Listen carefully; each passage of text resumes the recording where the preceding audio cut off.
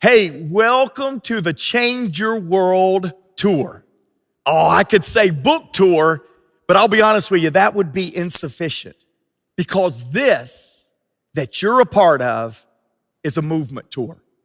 It's a tour that was so powerful, so incredible, and so hopeful that Granville, Michigan said, we want that tour in our city.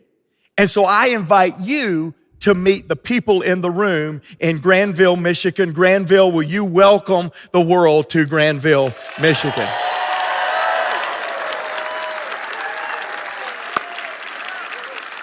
We are so glad you're here. John and Rob, no matter what they say the rest of this program, they love sub-zero weather. I don't know if I'm going to get them on the plane to get to Houston tonight because they are loving the snow all over the ground. But seriously, we are excited to be with you today, and we're excited to share in this community what's happening in communities around the world. Now, I want to challenge you. You want to grab a notepad, you want to grab a pen, because you're getting ready to learn some things that will help you. As you grab your pen, your notepad, as you get ready to type in the chat box, there's really one big URL that you need to write down. And it's a hard one. It's going to be difficult for you. But it's changeyourworld.com. Changeyourworld.com. As you hear us talk this afternoon, this evening, this morning, wherever you're tuning in, you're going to get the opportunity to go to changeyourworld.com like literally thousands and thousands have done to do three simple things. It's very simple. A guy from Georgia had to make it simple, okay? And those simple things is one, get the book. And you can do that at Change Your World. Those in Granville, you're going to get to do that outside in just a minute. But get the book, understand the content, absorb it, and become the content. Number two, take the assessment. We have created a free online assessment on the 25 values of transformation that John and Rob share in the book. We not only let you take the assessment, see how well you're doing with the values, we send you a report so you can begin working and improving on your values. And again, all of that is right there at changeyourworld.com. The third is perhaps the most important action step from Change Your World, and it is get involved. Join the movement. We call that joining a transformation table. And online, changeyourworld.com, you'll be able to do that. But enough about that. We'll talk about that again in a little bit. I'm getting ready to bring to you two world-class leaders that are experiencing transformation at scale and as an individual. In just a minute, John Maxwell's going to come, and I promise you, he will give you some content that will add value to you today, and you will be able to apply in your afternoon today. But before that, let me tell you about Rob Hoskins, who's going to come in just a little while. And Rob Hoskins, he's the founder or the CEO rather of One Hope. Now, let me just tell you a moment about One Hope because I've been practicing all day backstage to be able to say the impact of One Hope. He has put values-based resources into the hands physically of 1.7 billion kids around the world. I knew if I got that billion word right, that would impress you. But I think the thing that I love about Rob, that you're going to love about Rob, is the fact that he not only has done that and put content in 1.7 billion, he has the outcomes to show transformation. And you're going to see that today because we are about outcomes, qualitative, quantitative results. I can't wait for you to meet Rob. But before I introduce you to Rob, I want John Maxwell to come and to share a message of transformation for you. If you don't know John, let me just tell you a couple of things. This is his 86th book. That's pretty powerful. 34 million copies of those books has reached the hands of men and women around the world. How do I know? Because he's counting. he knows his numbers. But today, he's really just your friend, and he wants to talk to you about transformation. Will you help me welcome John C. Maxwell?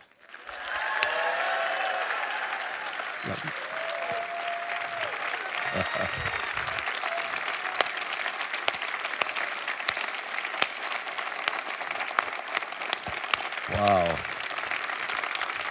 Wow. Thank you. So beautiful. Good afternoon. It's so good to be with every one of you. Good to be with all of you online. We've been enjoying this book tour immensely, meeting a lot of wonderful people. I think the thing that's been so exciting to me is we're meeting people that have the same heart to change the world and to make a difference. And that's very encouraging to us because we wrote the book to really help you to change the world in which you live. And so to be here with you in Michigan is a delight, and I'm so delighted to be, of course, with John and Carla Verica, our incredible friends who help us in Latin America, just help us do transformation throughout that continent. And it's good to be with you. And I'm excited, and you're ready to go, I can tell. And so let me just start by asking this question. How many of you would like to improve your life? If you'd like to improve your life, yeah, okay, that's an IQ test. I love it. My friend down there's got both hands in the air. I mean, he's got both hands.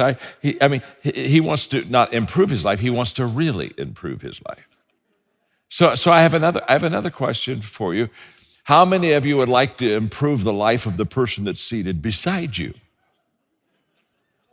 Now you were much more enthusiastic about that. You were quicker to say, yeah, I want to do that. Well, whether it's to improve your life or to improve the life of the person beside you, that's what we're going to do today. In fact, when you open the Change Your World book, one of the first things you see is we begin to qualify the reader. And we basically say, if you would like to change your life, or if you'd like to change the people around you and help them and improve their life, this book is for you. And so as we start today, I would like to talk to you about significance. I would like to talk to you about the difference between success and significance. In fact, this is very foundational for our time together today, and it's very simple. Success, when we think of that, it's quite a bit about us. Success is about how well I've done in life and how well, I've my career and my family and what I've done to provide for my family. And by the way, success is a very good thing, very good thing. But I know a lot of people that are highly successful, but they're not fulfilled. I know a lot of unhappy, successful people. But when it comes to significance, you see, significance is about others. And when it comes about living a significant life, changing your world, intentionally adding value to the people around you. Whenever we think of people doing significant things, here's what I've never met an unfulfilled, unhappy person that lived a significant life. And the reason is we were created to be our brother and our sister's keeper. I was doing we were doing a digital studio recording the other day. I was doing it with Steve Harvey, and he's a wonderful friend, but he's just very funny, very funny.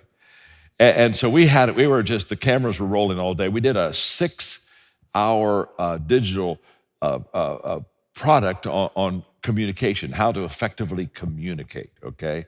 And Mark, when you get up here, if you'll remember, just tell them how they can get that if they want to. But it was a wonderful experience with Steve, and we were talking about how we communicate. We were just communicating, laughing. But Steve said something that day that was just huge, and I passed it on to you. He said, a career is what we get paid for, but a calling is what we were made for. And what we're going to do today is we're going to talk about a calling. We're going to talk about what you were made for in your life, what I was made for. Because that, I think, is where the significance, and I think that's where the fulfillment of our life really comes in. So in my short time before Mark and Rob come up, in my short time, I want to add value to you. And what I'm going to share with you now is not in the book on Change Your World, but it's something I think that we all can benefit from, and that is during a crisis, during a difficult time, as leaders, how do we respond during a difficult time with people? And I'm going to share with you 5 questions I ask myself as a leader, 5 questions that I ask myself that helps me to hopefully effectively lead other people at this time. Now, I think questions are good for us to ask ourselves. I wrote a book a few years ago called Good Leaders Ask Great Questions. In fact, the quality of answers that you receive from life is based on the quality of questions you ask. And so when we ask good questions, it sets us up to really have good answers. And one of the things that leaders do extremely well is they help guide and help answer life for people to help them to be successful. So there are 5 questions. I'm going to give them to you in sequence. They're very simple. And in fact, when I give you the 5 questions, you're going to feel very empowered and very enabled, because every one of these questions you can ask of yourself so that you can be more effective in helping other people also. And they're all easy to understand, and every one of you can do that. In fact, before we start the 5 questions, look at your neighbor and just smile and say to them, even you can do this. Go ahead and tell them. Okay. Even you. In fact, say it one more time, but let me help you say it this time. Say it like this: even you can do this. You see how that works? Oh yeah, even you can do this. I'm going to give these questions to you in sequence, okay? Question number 1, I ask myself, what do I feel? Whenever there's a difficult time and people are going through darkness, I want to know if I'm in touch with what's happening, and I want to know if I can emotionally connect with people. Because during difficult times, people get discouraged, they get depressed, they begin to feel low. And this question helps me as a leader, as a friend, to emotionally connect with the people that I'm to lead.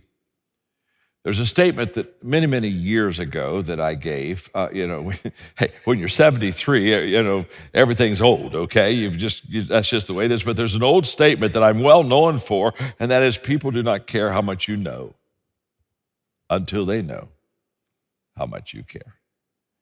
That statement itself comes out of a question like this: what do I feel?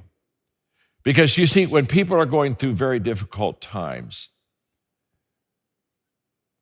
they're looking at the leader and they're asking themselves, I wonder if they're going through this difficult time.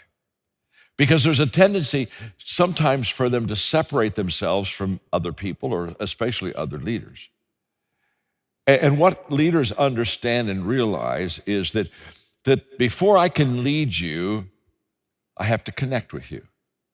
And the way that I connect you is on the common ground of feelings, because that's the one that most people can associate with the quickest and identify with. And the moment that I come alongside of you, the moment I walk slowly through the crowd, I teach in the 5 levels of leadership. What do leaders do? Leaders listen, leaders learn, and then leaders lead.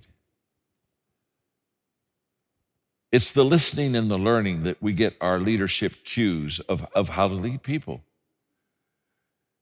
And during difficult times, there's a tendency for people to withdraw, for people to feel alone, to feel a little bit isolated, a little bit separate. And the leader, as leaders, we want to make sure that the people know that we really understand what they're going through, that we feel what they're feeling. We don't deny those feelings. We don't deny our hurts or our questions or anything like that. We identify with them on the common ground if I understand what you're going through. There's what people call a leadership expression. It's really not a leadership expression, and I'm going to give it to you, but people think it is. We've all heard. How many of you have heard the statement, it's lonely at the top? Raise your hand if you've heard that, okay? Yeah, we all have, haven't we? And we think of that leader who's on top of the mountain, and he or she's looking down at all of the people, and they're up there all alone at the top, and they're going, oh my gosh.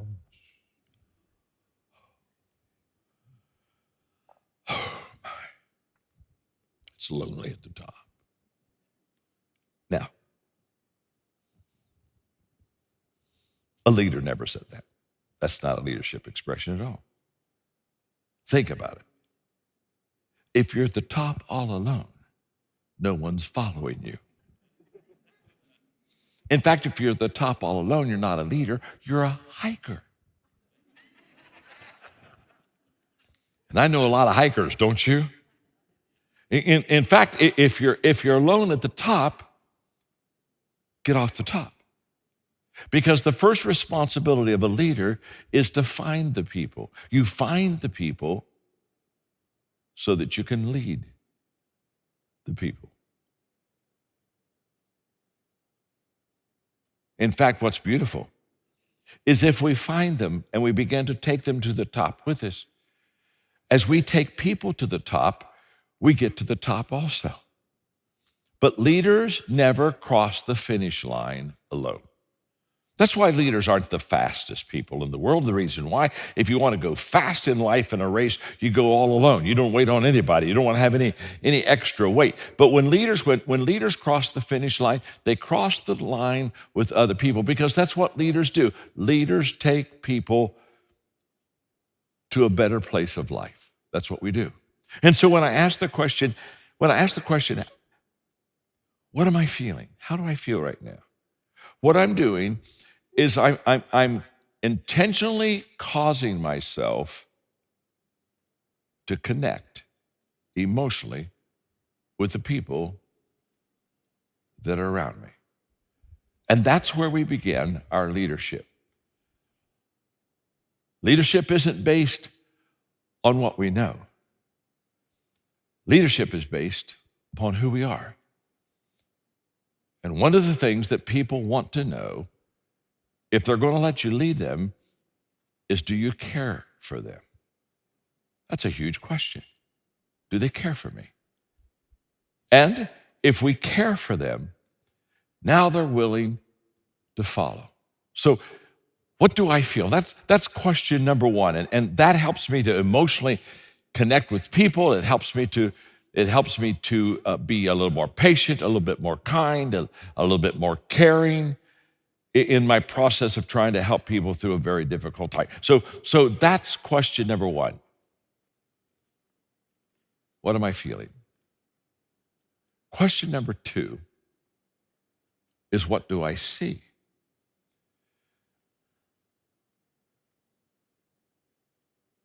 If what do I feel is the major connecting question, what do I see is the question that every leader must ask herself or himself. Because leaders see more than others see, and they see before others see. And in a crisis, in a difficult period, in a dark time in people's lives, the big picture of whatever you're looking at gets smaller. People reduce the size of the picture during difficult times. This is absolute truth. They begin to see only their world and their life and what's happening to me, and am I going to lose my job? And insecurity, fear, it causes the picture to shrink. So you can see the challenge of a leader is, as the picture shrinks and our world gets smaller, because I've had, during COVID, been asked hundreds and hundreds of times, don't you think this is probably the worst time that people have ever gone through? And I say, oh my gosh, no. This is a difficult time, but there have been a lot of bad times. And what happens is, when that picture gets smaller, here, don't miss this, when the picture that you're looking at gets smaller, honestly, you become smaller. And that's not a good place for people to be. when they need to become bigger. Because the challenge calls for the best of ourselves, not the least of ourselves. It calls for the most of ourselves.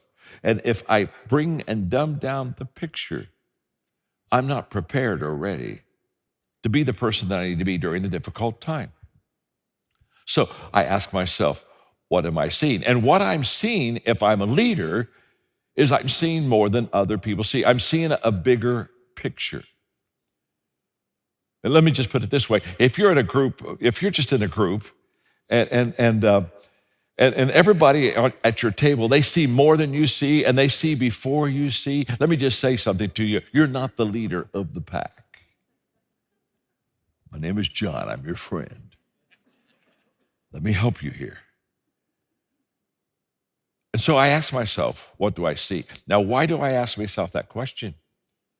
Because it's important for me as a leader to help people see things that they don't see in their picture. It's my responsibility to enlarge it, to open it up, to make it a little bit more clear for people. So I ask myself continually, what do I see? And by the way, we see things not as they are. Oh, I wish I had time to teach this. We see things not as they are. We see things as we are. That's why it's possible for two people to see the very same thing and come away with two completely different conclusions. And one of the greatest gifts I can give people as a leader is to help them see things beyond themselves. Let me explain it this way. How do we define immaturity? An immature person sees things only from their perspective. That's what makes them immature. They don't see things from the perspective of others. It's just, here's how I see it, and this is what I think. And that's why little children, they're all immature because they haven't had enough growth and experience to value other people's thoughts, opinions, perspective. And so they just see only what they can see. So what is mine, okay? We've got that picture. But when you become mature, one of the things that shows your maturity is you have the ability to see both sides of the story.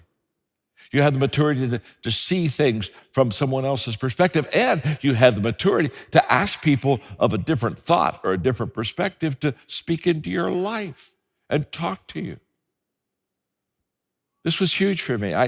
2020 was a difficult year. And by the way, 2021 isn't starting off too hot either. In fact, that's kind of why I'm teaching this lesson for you today. And when I speak of it, I mean, I value people greatly, but when I began to see all the issues and the racial divisions and some of those things, I thought, you know what? I think I need to get another perspective. And I went to, about a half a dozen of really good black leader friends of mine. And I said, I need you to help me. I just need you to help me. I've not been where you've been. I've not experienced what you've experienced. Talk to me. Let me ask you some questions. Let me sit at your feet. Let me learn. What book should I read? I spent 6 months reading different books that some of my African-American friends said, here, read this book. This will just help you. And it was just life-changing for me. Now, why did I want to do that? I wanted to expose myself to another perspective because I want to have a bigger picture. And I certainly want to have a mature picture. So leaders, they ask, what am I feeling? What am I seeing? And then they ask a third question. Not only what do I feel, what do I see, but thirdly, what do I think? Now this is huge because when there's a crisis, thinking goes out the window. People let their emotions override their mind. And so as a leader, again, remember this, I want to feel what you feel, but I can't help you if I get in the ditch with you. I want to not only feel what you feel, but I want to be able to share with you what I see and enlarge your picture. And I also want to help you with your thinking, because the biggest gap in success between successful and unsuccessful people is the thinking gap.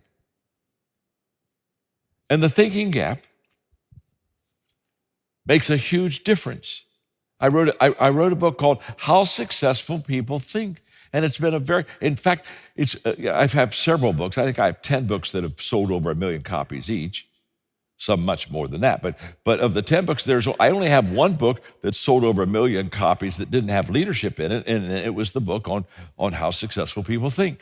And I identify 11 thinking patterns of successful people that are lacking in unsuccessful people. My father, who passed away on July 4th at the age of 98, was the one who taught this to me. This was amazing. My dad was a very young man in that end of the Depression era, and he lived in a little town just a little town of about 800 people, and everybody was out of work, and everybody was in a food line every day. And now I want you to get the picture during this Depression time where nobody had jobs. My father had 3 part-time jobs. He wasn't in the food line. He was working. I said, well, Dad, how did you, I mean, everybody else is out of a job. You got a job. What is it? Well, he said, son, it's very simple. He said, when I realized that the hard times were here, he said, I would go to the hardware store owner and I would say to them, I love to work, and I know you can't pay me, but would it be okay if I worked for you today for free? I just like to work. And you owe me nothing, but do you have some things you'd like to get done that you haven't been able to get to? And if they are, let me have them. And he said that after he had to kind of convince the owner that he was going to really work for free and this wasn't a trick, and the owner said, well, yeah, I got some things. And my dad said, all day long, I just worked doing all the things that the hardware owner wanted me to do. And at the end of the day, I'd go shake his hand. I'd say, thank you for letting me work for you today.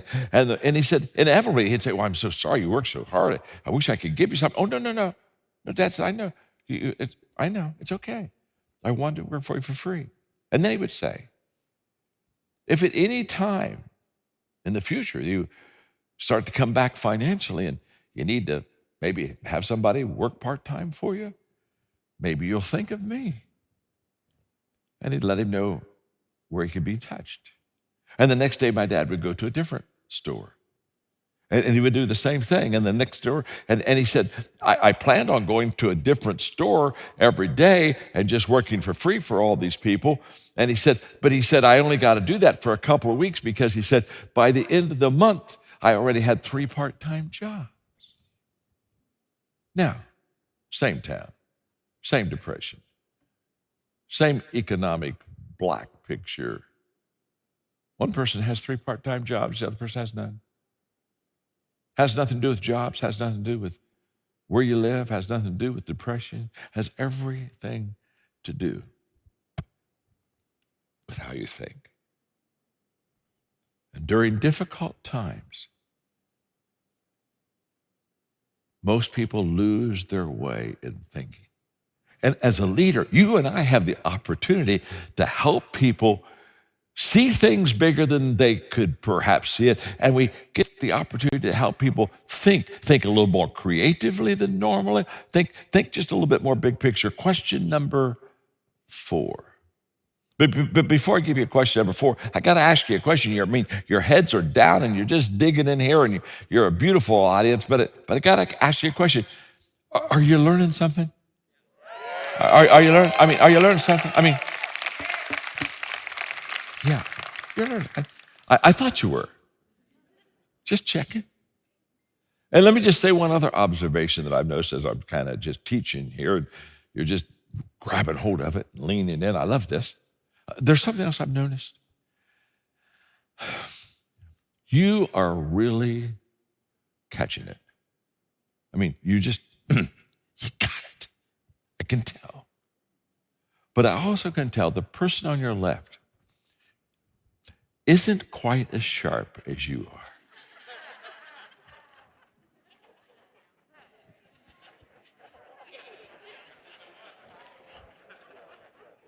You know what's amazing?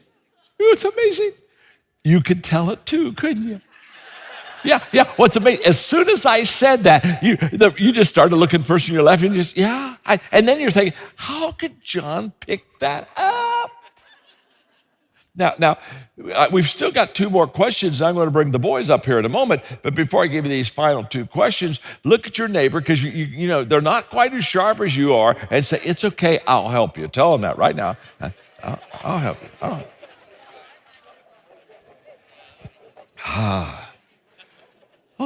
Do you see how much better the room is now, huh? The room is lighter now. You know that, wow, you're going to bring that person along. That's good.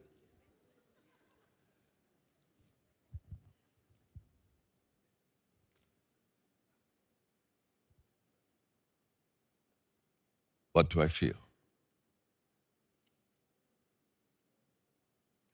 What do I see? What do I think?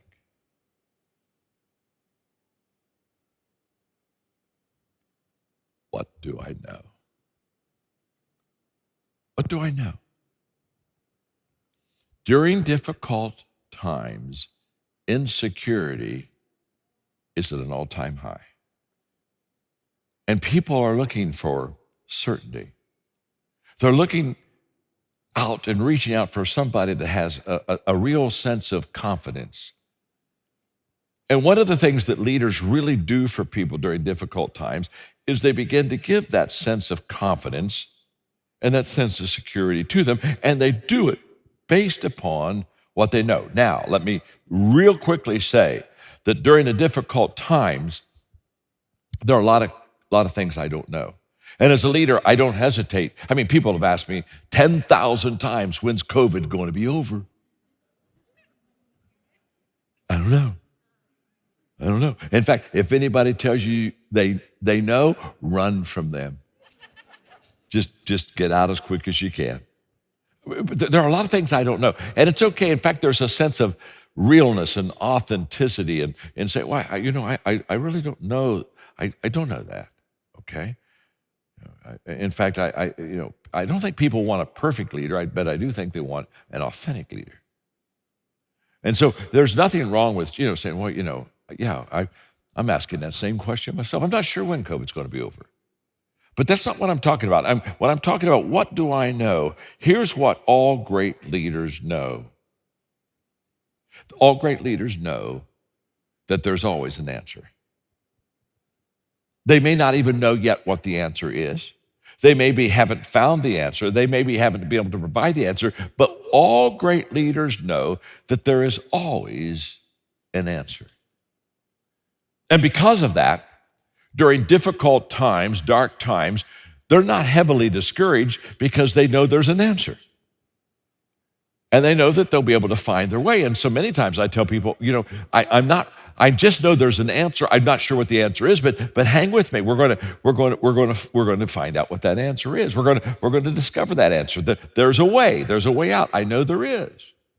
And that just gives people a great sense of security. I mean, one of the things that's so exciting for Rob and Mark and me as we talk about change your world is that we know you can change your world. The reason we know you can change your world is because we have worked with literally millions of people in different countries with the transformation values, transformation table process that we're going to teach you, and then the book talks about, and we just have seen literally millions of lives change. So we know it works. This isn't theory. We know it works. There's something about that gives a lot of hope to people when they understand that there is an answer.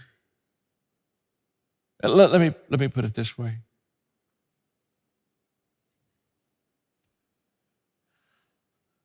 This time that we live in right now causes us to do one of two things: either curse the darkness or turn on the light. And if you curse the darkness remains.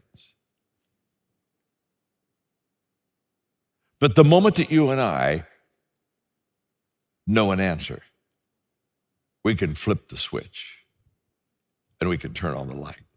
And Change Your World is all about turning on the light because we know, not think, hope, believe, discuss. We know. Question number 5, last question. Got to bring the boys up. Question number 5. Before I give you 5, do you have the first 4 down? I think you do. So we're going to just say it together. Question number 1, what do I? Question number 2, what do I? Question number 3, what do I? Are you going to be this good all day? Question number 4, what do I? Question number 5, what do I?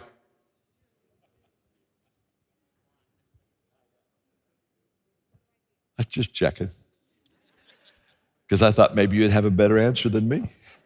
I thought maybe I'll get a better question out of this. And if you really give me a better question, maybe I'll take you on the road with me. You know what I mean? And leave Rob here, and we'll just go.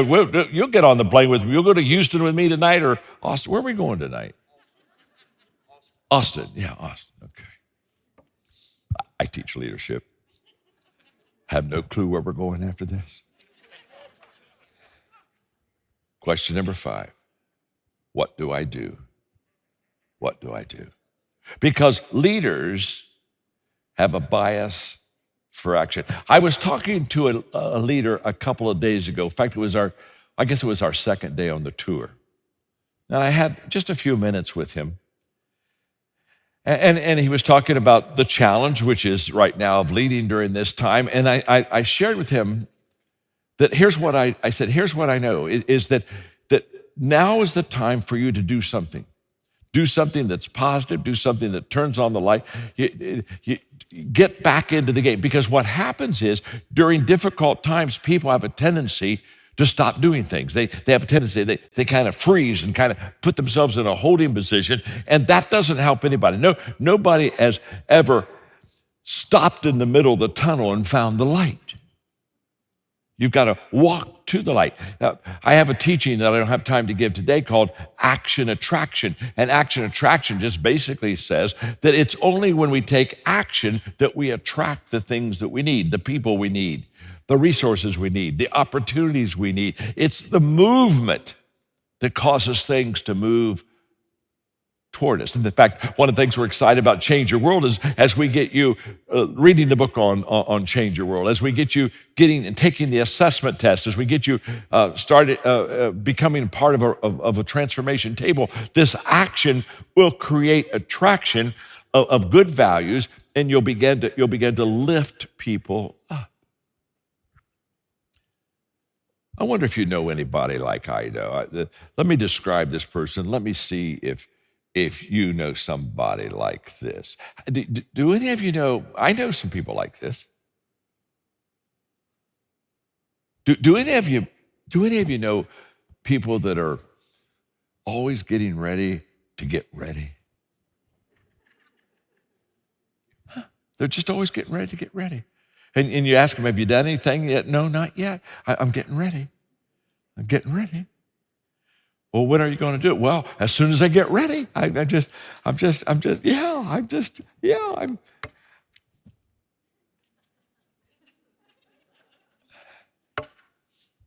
ready.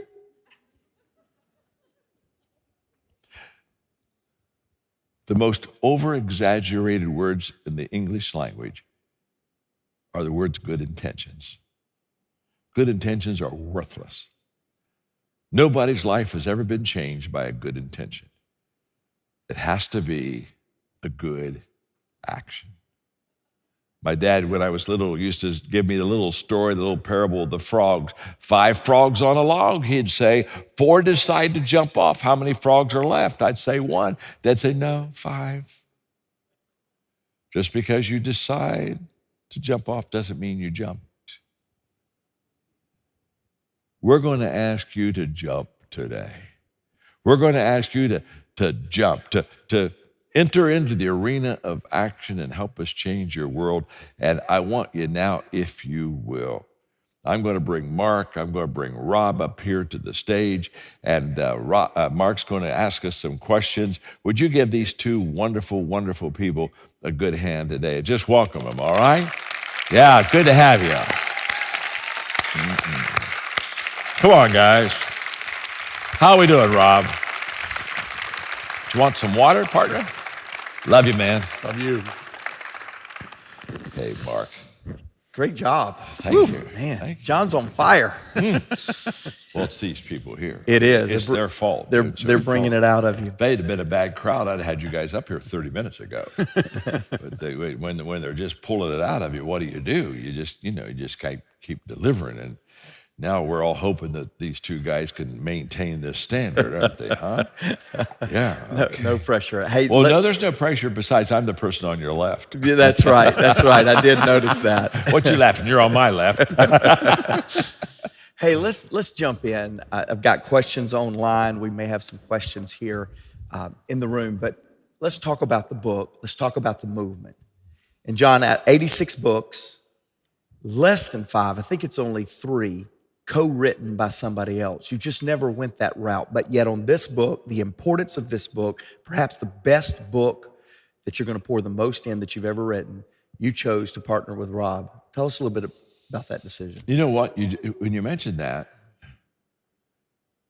I think this is only my 3rd book. I think so. I think it's the only 3rd book I've done with somebody else. And when you ask me, this book, why Rob? It's very simple. I need help. I need a lot of help. You see, the transformation's a big subject. And when I looked at it, the first thing I realized, Mark, is that it was such an important subject and a life-changing subject. I needed to have somebody who really knew more than I know and has been more successful and are bigger and better than me. And I turned to Rob. I mean, you've already told about 1.7 billion, but Rob is the CEO of One Hope, and he's just been extremely successful in helping people change their life. And so I said, you deserve the best book I can get and the best book I can give you. I just need somebody that can help me to take me to a whole new level also. And so I chose Rob, and Rob it was a my gosh, it was a good decision. Rob is very smart. And so when you get in the book and you read something that's just brilliant, Rob did that. Now, if you read something that's life-changing, I did that. A lot of truth there. That is not true. That is a lot of I'm truth. having fun with But you. let's do talk. Rob, you were in the middle. You were in the middle of quantifiable, quantitative data that you were absorbing about transformation out of this 1.7 billion kids. Yeah. And you're getting ready to you did write your dissertation. Yeah. And I was on the boat where John talked to you about merging that work with this work. Talk to us a little bit about that decision for you. Yeah. Well, people have been asking me, like, why'd you write a book with John Maxwell? And I just sort of pause for a minute and look at him, like, start laughing. I mean, why write a book with John Maxwell? I mean, why play golf with Jack Nicklaus? Why play basketball with Michael Jordan? I mean, come on, it's pretty clear answer to that question. And we were sitting on a boat in Fort Lauderdale, and John's been mentoring me for years and pouring so much into me, John. And we were talking about our favorite subject. And from the very beginning of our relationship, this is what we immediately began to just latch on together and talk about. And it was about the subject of transformation. Sure. And it wasn't just these theory of transformation. I'd done a lot of reading on transformation. I'd talked to a lot of experts on transformation. And it's an exciting word. It's a buzzword right now. How do we transform things? And the problem was most of them had all these great theories about transformation, but they could never show me anything that had ever been transformed, or how you know whether things are being transformed. And there's very few people in the world that can define transformation. There's fewer still that can show you how things have been transformed. And then I really believe there's only really a handful of people in the world who have the capacity and have the desire, have the passion to really make transformation accessible and scalable to the masses. And I think, I'm sitting next to one of those men right here who really I saw had the ability to make transformation more than a book, but actually turn it into a movement.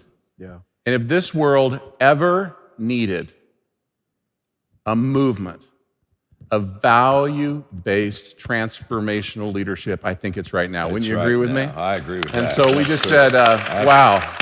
And so John was sitting there, and I was sharing what I had just written in my dissertation about sort of the science of transformation and how to measure and all those things that were there in this academic work. And I just was sharing that information with John, and I said, John is my mentor. I just want to know. I said, probably 5 people will read this dissertation. It's an academic work. And I said, you think there's a popular book in this? There's something that we can actually make valuable and add value to people. And that's just been so much of John's life. And he turned to me and he said, Rob, there is definitely a popular book in here. And then he paused for a moment and he looked at me and he said, can I write that book with you? And I said, let me think about it. Yes, you can write that book. He says it took 2.2 seconds, but I didn't think it took that long. Mark, you were there, so. He was slow, trust me, really slow. And of course, the answer was absolutely, and it's been such an exciting journey. Yeah. And really, from that very first conversation, Mark, you jumped in and we started talking about how this would be more than just a book. Yeah. And how could we really continue to add value? And if we wanted to create a movement, It had to be a process, and there had to be a conceptual framework, and there had to be an actual platform where we could continue to take people on a journey of transformation. And in fact, in the 9th chapter, and John and I were finishing up the book right when COVID hit, and we were writing those last chapters, and we came to the last chapter 9, and it was the call to action. Was where do we go from here? And we make a promise in that 9th chapter, and we said, this is just the beginning of the journey. The book is absolutely essential, and it's, as we said, it's not a book of theory. In fact, it's filled with stories, real people, and real programs that John and that I've worked on for 30 plus years, and John worked on for 40 plus years, and everything that we've been able to see happen and measure that truly was creating transformation in the world. That theory was in there and that information was in there. But what we also said is we've got to get real stories of real life people who are actually making transformation happen and can prove that this process works.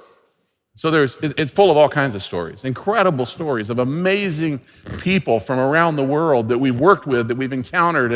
And yes, most of the time you think of transformation and you think of the big stories, and there's some big stories in here. Some amazing friends of John and I who have amazing capacity, massive billion-dollar companies that some of them that had incredible success in their life, but they came to a place where they really didn't have much significance, as John teaches so much about. And there was a transformation in their own hearts. How do I move from this point of success to having real significance? Because I want to see something change in the world around me. I want to see things change in one of the stories of a man in there who said, I've had all this success, but his greatest, deepest desire was to see something change very close to him, actually in the life of his son. And how do I bring transformation to the life of my very own son? And then that turned into an incredible movement. That's the story's in here, but it's also the story. See, the title of the book is actually Change Your World, How Anyone, anywhere can make a difference. Yeah. And that was our deep passion. Yeah. And so there's stories of, there's a story of Tiffany in the book, a young girl I love down in Peru. And I was in a slum in Lima, and I met this little girl, and she was living in one of the poorest places in the world. I actually went to visit her in her home. And after I'd met her, and I just was so taken by her energy and her passion, and yet they were actually repossessing the roof of her family's house that day when I went there, living in humiliation. Found out she was being actually abused by her dad. And really, Tiffany should be a statistic. If you're measuring outcomes, she would be at the bottom. And yet that young girl today is actually transforming education in the country of Peru. You see, transformation really is available to anyone, anywhere. It's possible for everybody sitting in. It's possible on everyone online right now. This is something that all of us can do if we're willing to do it, if we're willing to take a step. Transformation is available anyone, anywhere. And so that's why I'm so excited. You know, you plan these things. We've been writing this book for 2 years. We were ready to launch it, but let me tell you, this is so much more than a book. It's this process. It's this values assessment that I hope every single one of you is able to take to measure the 25 transformational values that are taught in this book. We talk about outcomes. We want to talk about how strong are each one of these values in your life. I wanted to know that for myself. I took the assessment. Which one of these values am I naturally very good at? And I can see change happening because I can live out this value. I've also taken it and said, wow, I've got some work to do in this area. It's a process. We never arrive, but all of us want to continue to be able to create more value, produce more change, and transform more lives than ever before. That's the desire of my heart. So I want to get better on all of these 25 values. So the values assessment is there on the website, and then we take you into these amazing transformational tables. So this is more than a book. It's a process, and it's a platform, and I believe with all of our help and all of us begin to do something, John, our dreams are going to become true. It's going to become a movement that's going to sweep across the world. Yeah, that's good. Let it be. Let it happen. Yeah, so several favorite things about this book, but one truly, or there's really two I want to talk about. One is that it's for everyone. And John, I want to come back to that with you on your challenge to us, keep it simple. But I do want to tell all of you that you're hearing the Change Your World message for the first time, those that are tuning in. It is that simple. Buy the book, take the assessment, join the movement. We've had now over 5,000 people that have taken this. We've just getting started with this book tour. 5,000 people, 100% of them that took the assessment, got the report, have come back to the Change Your World website and spent over 7 minutes there to figure out how to join the movement. I don't know how familiar you are. That's great news. That is big. Now, it's robust. It's behind. It's not a book tour. It's a movement tour. But John, you challenged us. Do not make this something that is not attainable. This was not a leadership book. This was an every person book. Yeah. Tell us why you challenged us so much on that. Well, the reason it's an every person book is because every person is created to make a difference.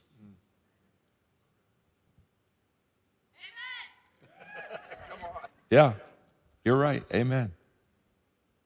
Every person in this room, you're created to make a difference. You see, the question is not, do you want to make a difference? Every one of you want to. In fact, you're here because you want to make a difference. Congratulations. I mean, you set the day aside so you could learn how to change your world. So it's not a matter of your heart. Your heart says, yeah, I want to make a difference. The question is, how do I make a difference? And that's what Change Your World is all about. When we wrote this book, we said, let's make this so simple that anyone that reads it can change their world. Right. And we not only put the material in here, but the Change Your World online website that they can go to is to give you help so that if you have any questions, we got people that can help you, and all the material is absolutely free. But I'm a communicator, not an educator. Now I have an education, I have 3 degrees. But you see, an educator takes something simple and makes it complicated. Yeah. Isn't that true? I mean, just think about it. I mean, when you read an educated book, I mean, the paragraph, the whole sentence is a paragraph. I mean, by the time you get to the end of the sentence, you got to go back to the first part of the sentence to figure out what it was all about. They take something simple to make it complicated. If you're not confused, they're not happy. And then a communicator takes something complicated and makes it simple. And that's exactly what we did. I mean, everybody, this is your kids can read this book and know exactly how to change their world. And this is what really is wonderful, because the moment we make it accessible for everyone, and everybody can do it, Mark, as you know, then we create a movement, an army. You know, mass movements don't begin with the mass, they begin with a few. But when you tell me after just a few days we got already 5,000 taking the assessment, you can see that we're beginning to create a group of people. And you're going to leave here ready to go do something. We were Knoxville. We were in Knoxville and we were signing books, and two ladies came by, and they had they not only had the book for themselves, but I think they bought like 12 books. And they were giving me the names of people. They have like a small group, and they were giving me the names of the people of the small group, and so we were writing them in because we wanted to, they wanted to take these books to their group, so we're signing it to their friends, and I loved it. They looked at me and they said, tomorrow morning, our small group meets, and tomorrow morning we start our transformation table. And I thought, how good. That's exciting. I thought, these ladies, they've got it. They're ready to go. And by the way, that's what we're here for you. We're here to do the very same thing. When you leave today, we don't want you to leave and say, oh, that was good. I got 4 pages of notes or whatever. We want you to leave, say, no, I can do something and I can make a difference. Now, think about it just for a moment, and then I'm done with this part. Think about this for a moment. Could there be anything that would be better that happened to you in 2021 than for you to find a way to make a positive difference in your world? Is there anything that you could do? Is there anything you could become that would be more fulfilling for you than to say, it was during this year that I really learned how to change my world? That this is the ultimate for all of us. And so that's very, very exciting to me. And that's why we made it available to, like you said, anyone, anywhere, and I'd put any time can change your world. Let's go to some questions. I have some questions. I'd love that. If you got a question here, come to one of the mics, and we'll get to any questions here. But Ray from Staten Island, we've been there before. Yes, Ray night. asked the question, what role does ethics play in the Change Your World strategic movement? Well, if I can take a moment, it has a vital role in it. In fact, in the Change Your World movement, and we've done this in other countries with millions of people, the business community, one of the things they've done is they've started transformation tables with their employees.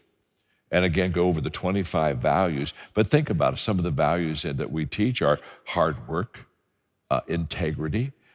And so immediately you begin to understand that when people take and learn these values, they become more valuable as employees. In fact, here's the statement. When people learn good values and they live them, and they value other people, and they share those values with each other, everything becomes better. They become better. Other people become better. And a bank in Guatemala, 10,000 employees, second largest bank in Guatemala. The CEO asked me to come down and speak to 2,000 of their clients. And when he introduced me, he said, we've been doing transformation tables in our business for 2 years. All 10,000 of our employees go through the table. And whenever we get new hires, the first thing we do is we put them in our values transformation table. And here's what he said, 3 benefits from having transformation tables. Number 1, he said, our bottom line profit has increased. Well, of course it's increased. Again, integrity, hard work, values that would help the bottom line increase. He said, number 2 is we have now a leadership culture, because in round tables like this, one week, Mark is going to facilitate one of the values, and the next week, it's my turn, I facilitate, then it's Rob's turn. And so we go around leading, and how do you develop leaders? By practicing leadership. And he said, we watched our employees begin to facilitate these tables, and all of a sudden, he said, they were practicing leadership. He said, we have more leaders now than we have positions for them. But then I love the third thing, loved, number 3. He said the greatest benefit is the families of our employees. Their lives are changing beautifully.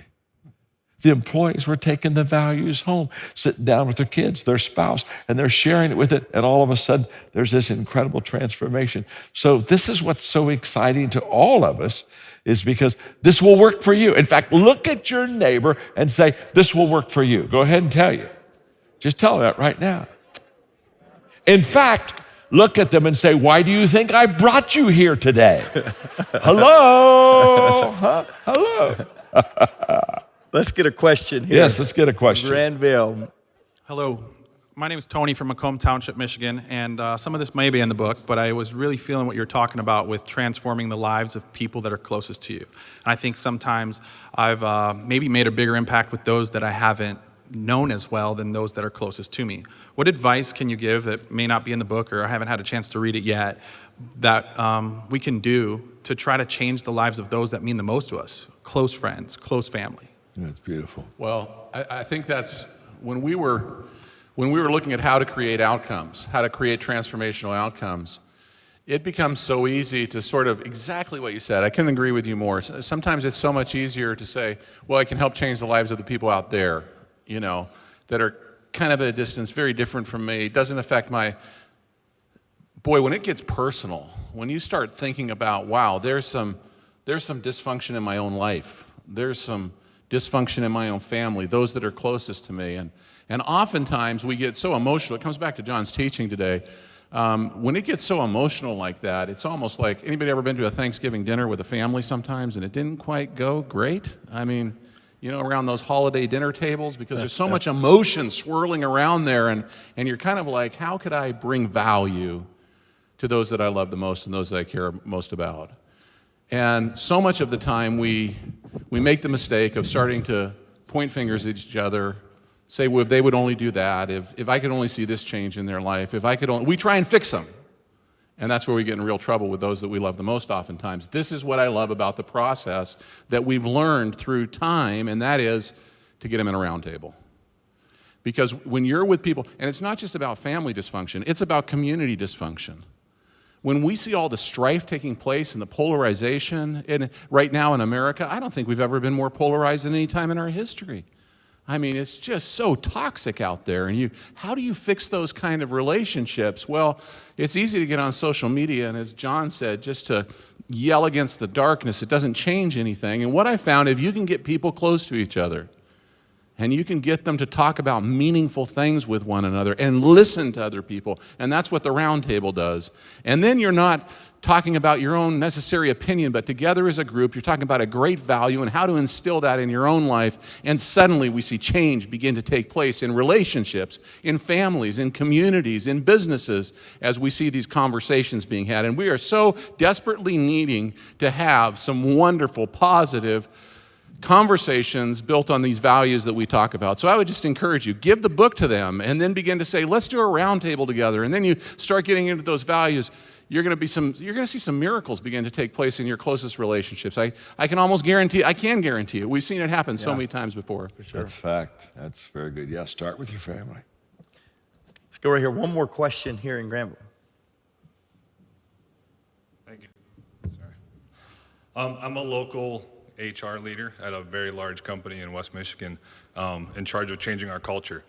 One of the things that we're trying to do. Tell me, is there your first question, right, about the 5 questions, how do I feel, like showing people you care? How do you really get leaders? Some leaders just don't care, right? How do we get those leaders to actually care? How do we make that change culturally and get people to truly make that change where they truly like the people that work for them? It's a great question. First of all, people do what people see. And so what I tell the leader, such as you create a caring culture by visually showing them that care. But I also say, let me flip that over to the other side. I also tell leaders, when you stop loving your people, stop leading your people. Because then you really manipulate them and you don't really add value to them in such a way. And so I would encourage you very much to put the tables in your organization. And the reason I know that is it's so interesting. The business community, of the 8 streams of influence in a culture, which would be government, business, education, media, arts, religion, health, and sports. Of those 8 streams of influence, the business stream has done better than any of them. And what happens is they put the tables in their group and have their people go through them. And forget one of the Mark, you'll know this true because of what we've been doing in these countries. one of our values is forgiveness. And I can, thousands of times, of people going through these tables, we have heard stories of people who they got to that value, and all of a sudden, those walls began to come down. And here's what I know. The way to get people to change is to get them to sit around a table and discuss these values and get the perspectives. That's catalytic to the change. So, man, I love what you're doing, and I love your desire to have your leaders caring for you. And I would just really encourage you, start the tables. And again, we'll help you do it. And all the materials online, you just go to, what are they? Changeyourworld.com. Yeah, changeyourworld.com. And we'll do our best to serve you, okay? Yeah, Thank you. Thank you very much. Good question. So Adele Daniels asked a question.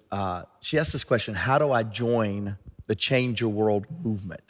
And I'm going to attempt to answer that for Adele. Sure. But I'd love for you guys to underscore anything. Go for it. Adele, it really is changeyourworld.com. Your question reminds me of a question yesterday. We were in, I think, Knoxville, and a guy, Greg, asked, how do I create a transformational culture in my team?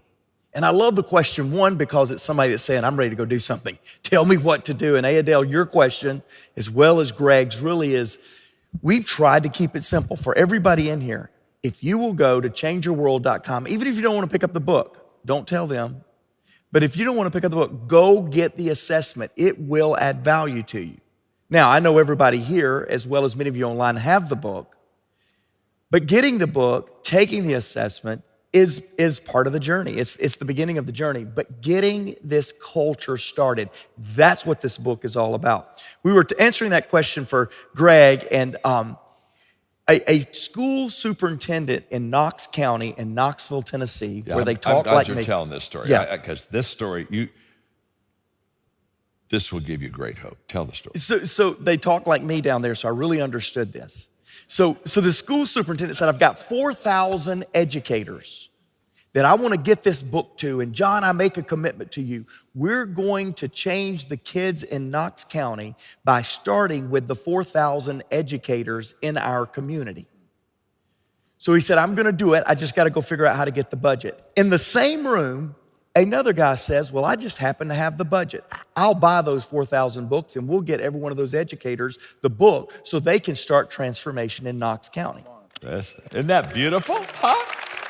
And it happened right there. I mean, it happened while we were there. It did. And I don't want to capitalize the story, but we're telling this story over in Missouri today. We were in St. Louis, and was telling this story, and a guy had just asked the question and said, hey, I go to El Salvador and I impact 60 pastors. And John, I'm thinking about doing one of your books, Today Matters, and I want to go do that. And he said, what should I do? John said, forget Today Matters. They need Change Your World. Yes. You need to get them the book, Change Your World, and go to El Salvador and teach this material.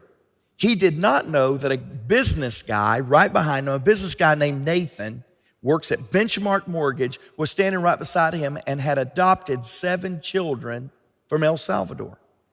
Successful business guy. He caught the guy and he said, I'll tell you what, I'll do better than that. I'm going to buy your 60 books for those pastors, and we're going to send them down to El Salvador because we have the Spanish translation.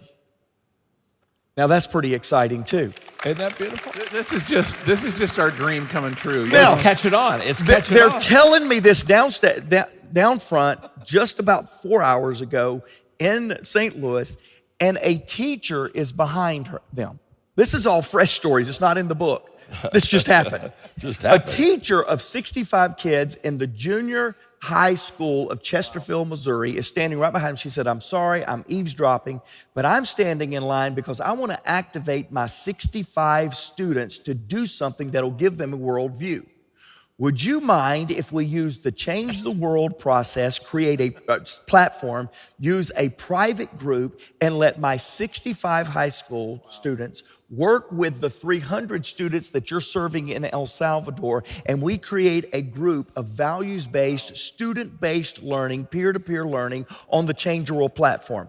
I took less time than Rob Hoskins did to answer John's question about, do you want to write a book? And I said, yes. George, I don't even know how we're going to figure it out, but we're going to make that happen because that's what Change Your World looks like. That's exactly it. That's beautiful. Man. That's what we want to happen here. We believe it shouldn't just be in El Salvador, Paraguay, Costa Rica, Florida. Yeah. We believe right here in Grand Rapids, Granville, Michigan, it needs to happen. We believe all over the world. Argentina, I got a question from you. Sorry we didn't get to it. Indonesia. We believe your community needs changing, needs transformation, and you're the agent. You're the agent. Now, as you're sitting here today, many of you've got books. Many of you already got books. But I got to challenge you. I got to go back to Heber and Nathan. And somebody sitting close to you has a vision for transformation, and they need somebody else to join them and help them with this movement. Yeah. So my challenge to you today is not just get a book, take the assessment, join the movement. My challenge to you is, Granville, take somebody with you. My challenge to you all around the world, 64 nations watching right now, my challenge to you is to take somebody with you. Don't just get a book for yourself. We've got cases of books here in Michigan. You're gonna have to figure that out online. But we want you to catch the vision of a community and take the community with you. Go ahead and resource your small group, your round table with books today. Beautiful. Go ahead and forward people that were not here today and challenge them to go to Change Your World and take the assessment. We have a message. We have a platform. We're now mobilizing, and all we need is you. That's all we need. That's beautiful. And so, guys, I'm getting ready to wrap, but I think y'all can wrap as well. But is there anything that we missed, anything you would like to say as we close today? No, my heart just is overjoyed because of what you just shared. Because, Rob, this is what we dreamed of. People reading this, seeing the need, and saying, we're going to not only get involved, but we're going to do it ourselves. And I would just say to all of you, like if you have a company or you have an organization or you have a school, you may homeschool. I mean, we not only does this book help you, but we have homeschool, we have public school, we have curriculum for you for your kids. Over 1 million kids right now, 1.5 million kids are going through this curriculum in school. And so we're very excited, but here's what I would encourage you to do. If you want to get a box of books today, get a box. And if you'll give us the names of the people that you want to start a table with, or the people that are on your team, we're going to take some time now. We'll sign the books for you, and think about it. In a day or two, you can go and sit down and say, here's a book for you. We're going to read it together, and then we're going to start a table together. And it's just a beautiful thing. So we're here to serve you any way we can help you get started in your organization. We are excited about doing that. Well, my heart's pounding a little bit faster, Mark, just hearing you tell these stories. Some of them I haven't heard, and just something in my spirit just is rising as I'm hearing this, because as we study the theory of transformation, and anytime any movements have taken place, what we find is this sense of contagion. Yeah. I mean, for movements to happen, there has to be contagion. It has to spread. It has to be like a pandemic. It has to spread from one to the other and move fast in order for a movement to take place. And what we find with healthy movements is that what gets celebrated gets replicated.